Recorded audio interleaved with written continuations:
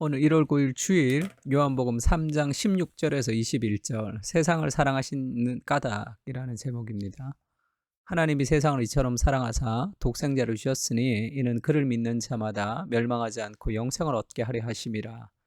하나님이 그 아들을 세상에 보내신 것은 세상을 심판하려 하심이 아니요 그로 말미암아 세상이 구원을 받게 하려 하심이라. 그를 믿는 자는 심판을 받지 아니하는 것이요 믿지 아니하는 자는 하나님의 독생자 이름을 믿지 아니하므로 벌써 심판을 받은 것이니라. 여기 16절에서 18절까지가 하나님의 사랑과 구원의 계획이라는 파트인데요.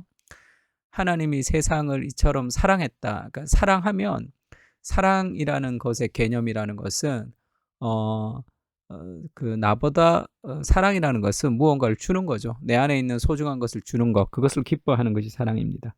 그러니까 정말로 누군가를 사랑한다면 자신이 그 사람을 위해서 희생하기를 기뻐하는 거예요. 내가 뭔가를 얻는 기쁨보다. 그래서 예수님이 십자가를 통해서 사랑이 무엇인지를 가르쳐 주셨죠. 사랑은 자기 자신보다 더 사랑하는 대상을 위해서 나 자신을 희생하기를 기뻐하는 것.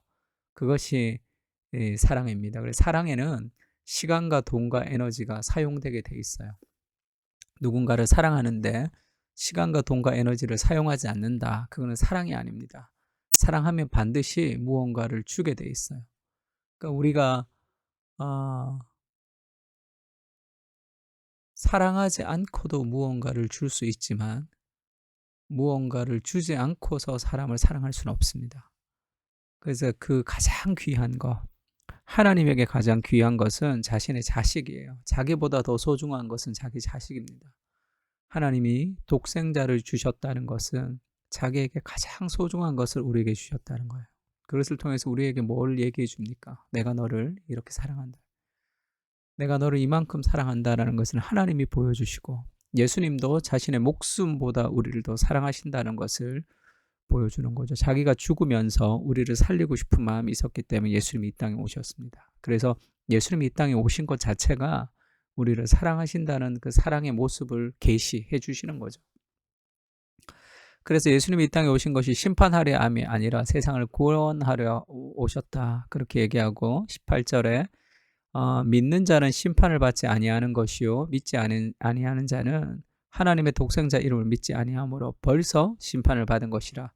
그러니까 우리가 이제 마지막에 천국과 지옥으로 나눠지는 심판에 있는 것이 아니라 그리스도를 믿을 때 지금 천국에서 누릴 영생을 지금 이 땅에서도 우리가 누리는 것이고, 그리고 마지막에 받을 이 심판을, 정죄와 심판을 그리스도가 없을 때는 지금도 누리지를 못하는 거죠. 그 인생의 타락한 세상에서 겪는 수많은 좌절들을 우리가 고스란히 겪으면서 살아가는 것 자체가 심판이고 저주다, 이렇게 얘기합니다. 그러니까 그리스도 안에서 지금 우리가 누리고 있는 거죠.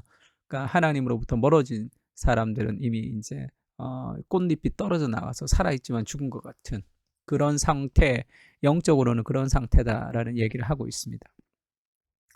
그 다음 19절부터 21절까지가 빛을 대하는 상반된 태도라는 제목으로요. 그 정죄는 이것이니 곧 빛이 세상에 왔으되 사람들이 자기 행위가 악함으로 빛보다 어두움을 더 사랑한 것이라. 악을 행하는 자마다 빛을 미워하여 빛으로 오지 아니하나니 이는 그 행위가 드러날까 함이요 진리를 따르는 자는 빛으로 오나니 이는 그 행위가 하나님 앞에서 행한 것임을 나타내려 함이라 하시니라. 그러니까 그 세상, 예수님을 믿지 않는 사람이 받는 정죄라는 것은 빛이 세상에 왔지만 빛보다 어두움을 더 사랑하는 거죠. 왜? 자기 행위가 악하기 때문에. 그러니까 예수 그리스도가 비추는 그 빛이 내가 부끄러운 내 모습이 드러나기 때문에 사람들은 그것이 힘들기 때문에 어둠을 더 사랑하는 거죠. 악이 드러날까 빛을 미워하는 겁니다. 그것이 인간 안에 있는 하나님을 향한 대적하는 적대적인 마음이죠. 근데 우리가 진리의 빛을 비춰서 그리스도를 믿을 때 우리의 연약하고 우리의 못난 부분들을 그리스도 앞에 그대로 노출할 수 있습니다.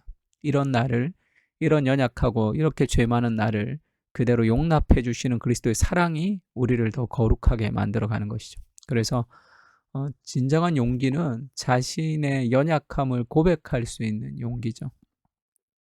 내가 스스로 강한 것처럼 보이는 것이 아니라 숨기면서 강한 것처럼, 더 멋있는 것처럼, 더 잘난 것처럼 그렇게 우리가 포장하면서 살아가지만 참된 복음은 우리를 정말 자유롭게 하죠. 나같이 아무것도 아니고 내가 연약하고 내가 보잘것 없다는 것을 우리가 그대로 인정할 수 있습니다. 그러나 좌절하지 않죠. 왜냐하면 이런 나를 사랑하시는 그리스도의 사랑이 나를 아름답게 만들어 가시기 때문에. 그러니까 나의 무엇이 아니라 그리스도의 무엇이 우리에게 아름다움을 주시기 때문에, 그래서 복음이라는 것은 우리를 자유롭게 하는 거죠. 내가 나를 포장하지 않아도. 근데 그 복음을, 참된 복음, 그리스도와 연결되지 않는, 그리스도의 인격으로 연결되지 않는 삶에는 반드시 자기 자신의 의로움을 드러내야 되기 때문에 어두움을 더 사랑하게 되는 거죠. 그래서 자유를 누리지 못하고 그렇게 살아가는 그 자체가 곧 정죄다, 이렇게 얘기합니다.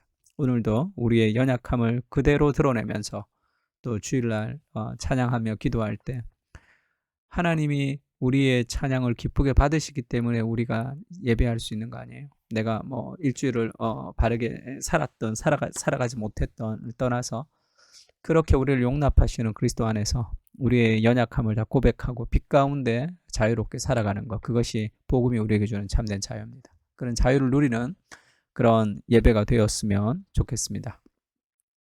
기도합시다. 하나님, 예수님이 나를 얼마나 사랑하시는지 그것을 깊이 깨달을 수 있게 주여 도와주시고, 그 진리의 빛이 우리에게 비출 때 우리의 연약하고 못난 모습이 그대로 드러나지만 이 모습 그대로 우리를 받아주시고 안아주시는 그리스도의 사랑 때문에 우리는 완전한 자유함 가운데 기뻐하며 살아갈 수 있습니다.